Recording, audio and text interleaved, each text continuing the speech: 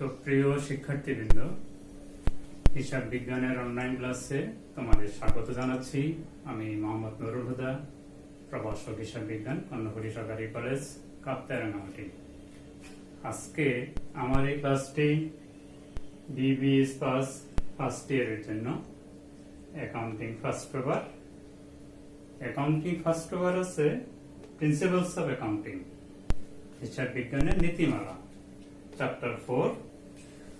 Chapter 4 আছে the adjustment process and completing the accounting process, সমন্বয় সাধন প্রক্রিয়া এবং হিসাব প্রক্রিয়ার পূর্ণাঙ্গকরণ।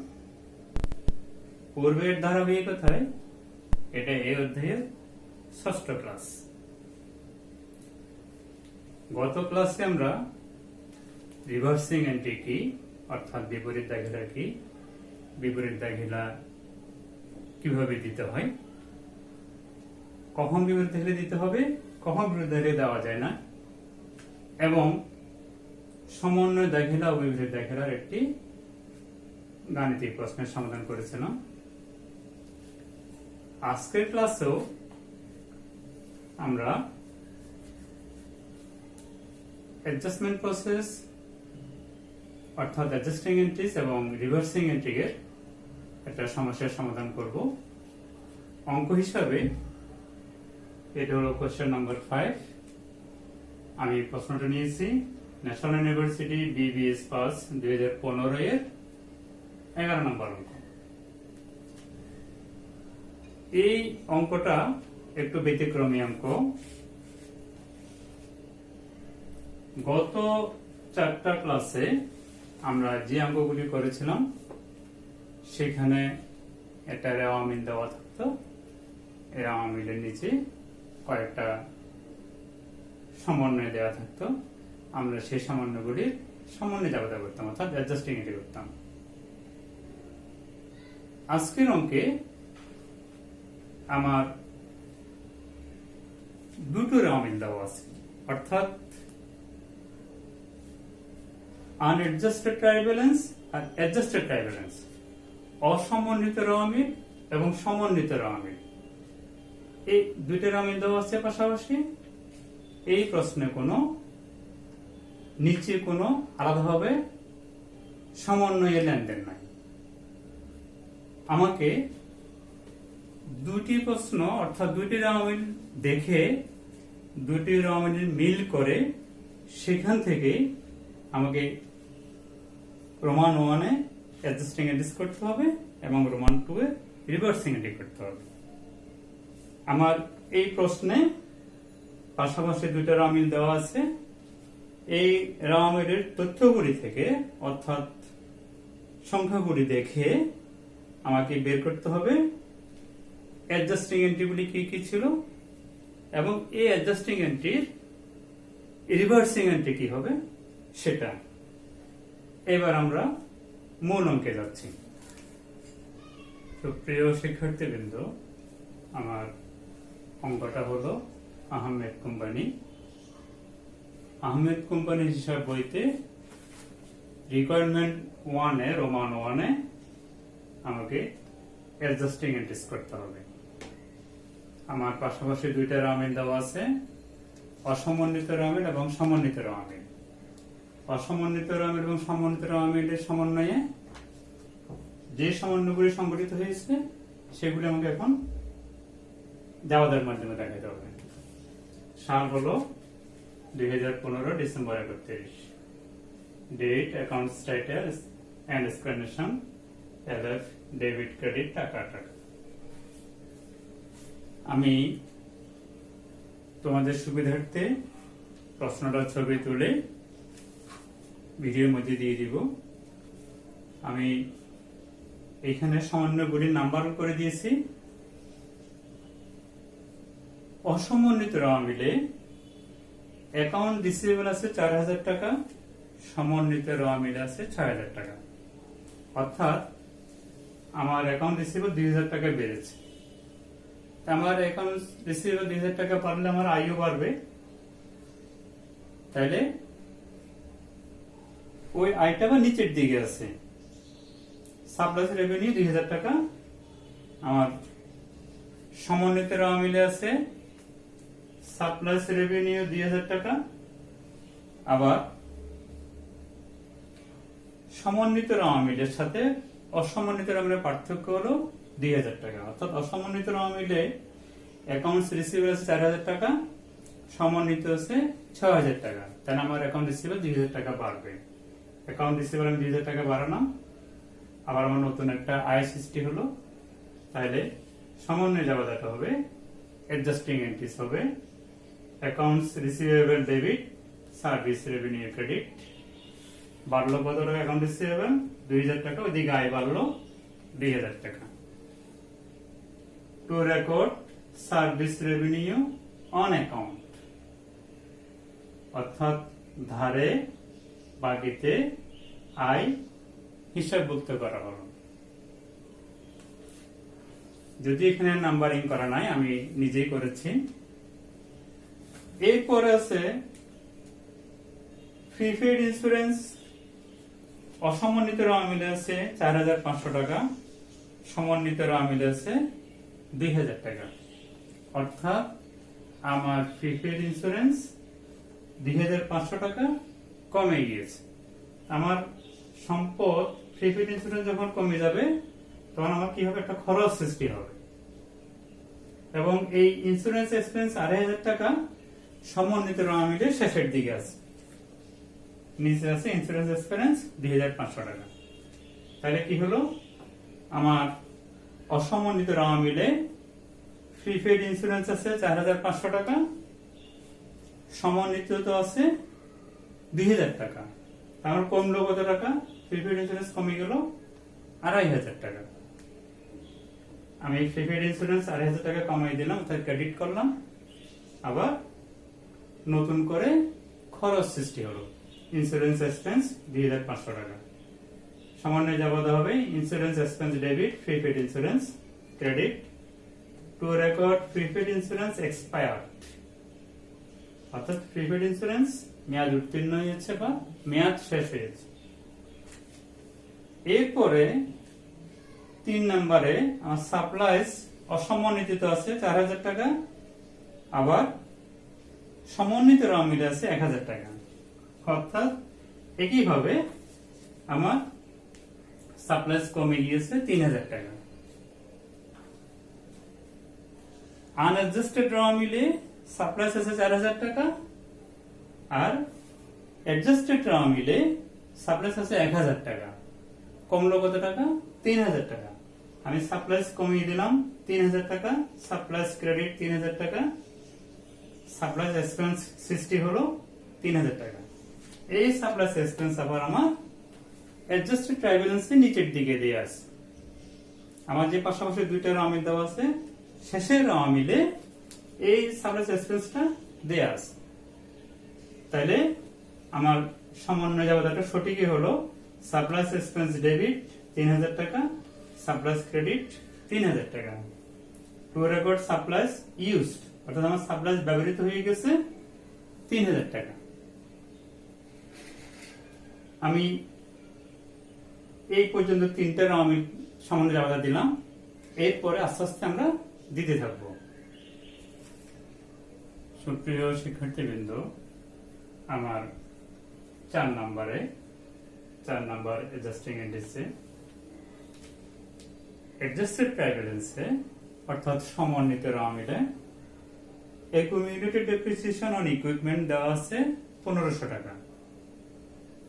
আবার একইভাবে অ্যাডজাস্টেড ট্রায়াল ব্যালেন্স আমার ডেপ্রিসিয়েশন এক্সপেন্স আছে 1500 টাকা। অর্থাৎ আমার আনঅ্যাডজাস্টেড ট্রায়াল ব্যালেন্সে এই দুইটা আইটেমের একটাও নাই। তাহলে এই সমন্বয়টা এখন সংগঠিত হলো কি? Depreciation expense debit, accumulated depreciation credit 1500। অর্থাৎ আমার আনঅ্যাডজাস্টেড ট্রায়াল ব্যালেন্সের নিচে এই সমন্বয়টা ছিল। ডেপ্রিসিয়েশন ধরতে হবে 1500 টাকা। সমন্বয় জাবেদাটা কি হবে? Depreciation expense debit, accumulated depreciation credit 1500।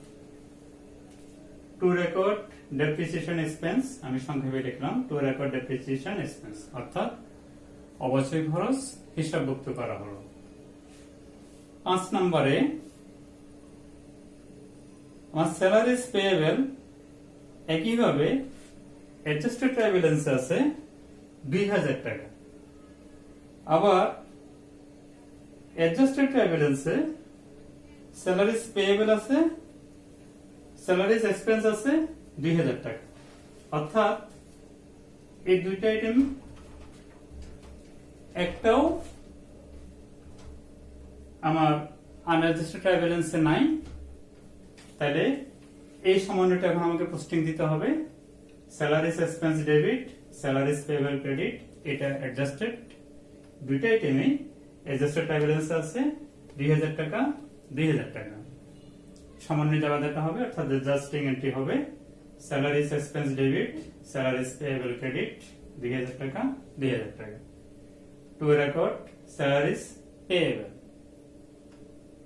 অর্থাৎ বকেয়া বেতন হিসাবভুক্ত করা হলো। 6 নম্বরে একইভাবে ইন্টারেস্ট পেয়েবল আছে 1000 টাকা। ইন্টারেস্ট পেয়েবল আছে ক্রেডিট দিকে 1000 টাকা, অ্যাডজাস্টেড ট্রায়াল ব্যালেন্সে আবার ডেবিট দিকে আছে ইন্টারেস্ট এক্সপেন্স 1000 টাকা। তাহলে এই সমন্বয়টাও আমাকে হিসাবভুক্ত করতে হবে, অর্থাৎ interest expense debit, interest payable credit 1000 টাকা 1000 টাকা। টু রেকর্ড ইন্টারেস্ট পেয়েবল, বকেয়া সুদ সমন্বয় করা হলো। এই তিনটা আইটেমের একটাও কিন্তু আমার আনঅ্যাডজাস্টেড ট্রায়াল ব্যালেন্সে নাই। তিনটা আইটেমই অ্যাডজাস্টেড ট্রায়াল ব্যালেন্সের আইটেম, অর্থাৎ এই সামান্যগুলি ছিল এবং পোস্টিং দেওয়ার পরে নতুন trial balance, adjusted trial balance তৈরি করার পরে এই আইটেমগুলি সৃষ্টি হলো। ডেপ্রিসিয়েশনের জাবেদা, বেতন বকেয়ার জাবেদা এবং সুদ বকেয়ার জাবেদা। এরপরে আরেকটা সমন্বয় আছে, এই আরেকটা সমন্বয় দেওয়ার পরে আমার রিকোয়ারমেন্ট 1 শেষ হবে। সুপ্রিয় শিক্ষার্থীবৃন্দ, আমার সর্বশেষ সমন্বয়টা আনঅ্যাডজাস্টেড ট্রায়াল ব্যালেন্সে আনআর্নড রেভিনিউ আছে 4500 টাকা, আবার অ্যাডজাস্টেড ট্রায়াল ব্যালেন্সে আনআর্নড রেভিনিউ আছে 3000 টাকা। অর্থাৎ অসমন্বিত রাওয়া মিলে আমার দায় ছিল 4500 টাকা, নতুনটাতে দায় আছে 3000 টাকা। তাহলে আমার দায় কমে গেল 1500 টাকা। দায় যখন 1500 টাকা কমে যাবে তখন আমার একটা আয় সৃষ্টি হবে। তাহলে আমার দায় কমানোর জন্য আনআর্নড গ্র্যান্ড রেভিনিউকে ডেবিট করলাম 1500 টাকা দিয়ে, 1500 টাকা কমানোতে আমার 3000 টাকা হয়ে গেল, আর গ্র্যান্ড রেভিনিউ 1500 টাকা, নতুন আয় সৃষ্টি হলো। এটাই কিন্তু আবার গ্র্যান্ড রেভিনিউটা অ্যাডজাস্টেড ট্রায়াল ব্যালেন্স আবার ক্রেডিট দিকে আছে। তাহলে কি হলো, সর্বশেষ সমন্বয়ে দায় কমে গেল 1500 টাকা, আয় সৃষ্টি হলো 1500 টাকা। Two record unearned revenue earned, অর্থাৎ অনুপার্জিত আয়ের অর্জন, উপার্জন কত টাকা? 1500 টাকা। সুপ্রিয় শিক্ষার্থীবৃন্দ, এই ছিল আমার 7 পর্যন্ত আমার আহমেদ কোম্পানির হিসাব বহিতে অ্যাডজাস্টিং এন্ট্রিজ রিকোয়ারমেন্ট 1 এর উত্তর। এরপরে আমাদের রিকোয়ারমেন্ট 2 তে রিভার্সিং এন্ট্রি করতে বলেছে। রিভার্সিং এন্ট্রি হলো যে আমি যে 7টা অ্যাডজাস্টিং এন্ট্রি দিলাম সেখান থেকে যেই কয়টা রিভার্সিং এন্ট্রি হবে সবগুলি রিভার্সিং এন্ট্রি হবে না, মাত্র 2টা সমন্বয় জাবেদার রিভার্সিং এন্ট্রি হবে, বিপরীত খেলা হবে। সেটা আমরা রিকোয়ারমেন্ট 2 এ দেখাবো। সুপ্রিয় শিক্ষার্থীবৃন্দ, আমাদের রিকোয়ারমেন্ট 2 এ আহমেদ কোম্পানির হিসাব বইতে রিভার্সিং এন্ট্রি করতে হবে। আমার 7টা অ্যাডজাস্টিং এন্ট্রিজের মধ্যে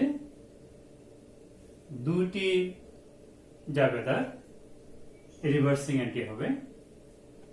একটা হলো যে আপনার স্যালারিজ পেয়েবল, স্যালারিজ বকেয়া, বেতন বকেয়া, এটা সামান্য যাবতীয় ছিল। Salaries expense debit, salaries payable credit, reversing entry হবে salaries payable debit, salaries expense credit.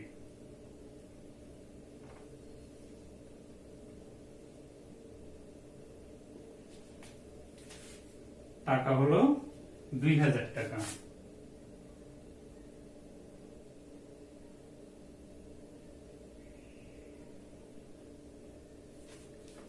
আমি আবার বলছি, আমার 60টা সমন্বয় জাবেদার, সবগুলি রিভার্সিং এন্ট্রি হবে না, বিপরীত দাখিল হবে না। 2টি সমন্বয় জাবেদার বিপরীত দাখিল হবে। একটা হলো স্যালারিজ বকেয়া অর্থাৎ বেতন বকেয়ার বিপরীত দাখিল হবে, আর একটা হলো সুদ বকেয়ার বিপরীত দাখিল হবে। 1 নম্বরটা হলো যে আমার সমন্বয় দাখিল ছিল salaries expense debit, salaries payable credit, এটা রিভার্সিং এন্ট্রি হবে salaries payable debit, salaries expense credit. ব্যাখ্যাটা হবে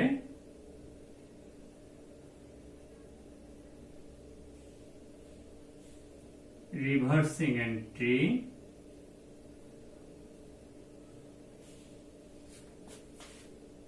made by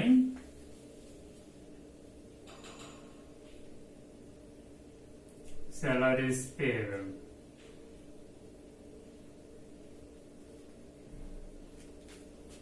ব্যাখ্যাটা আবার বলছি আমি, reversing entry made by salaries payable, বকেয়া বেতনের বিপরীত দাখিলা দেওয়া হবে। কত টাকা? 2000 টাকা, 2000 টাকা। সামান্য জাবেদা কি ছিল? Salaries expense debit, salaries payable credit, বিপরীত দাখিলা উল্টোটা salaries payable debit, salaries expense credit. Reversing entry made by salaries payable. আরেকটা আছে আমার ইন্টারেস্ট পেয়েবল, সেটা অ্যাডজাস্টিং এন্ট্রি আছে interest expense debit, interest payable credit. এটা রিভার্সিং এন্ট্রি হবে উল্টাটা interest payable debit,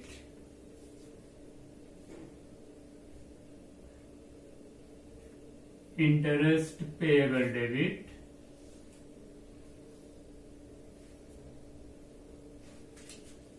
interest expense credit.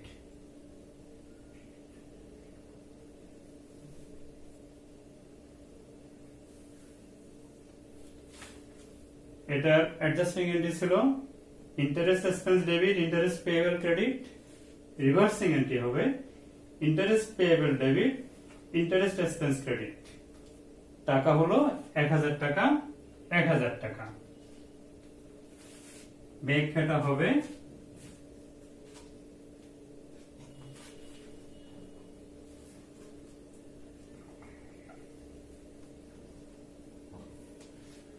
reversing entry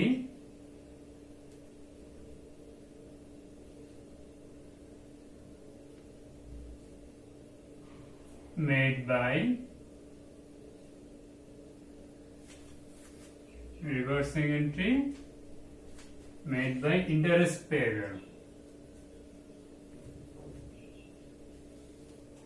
interest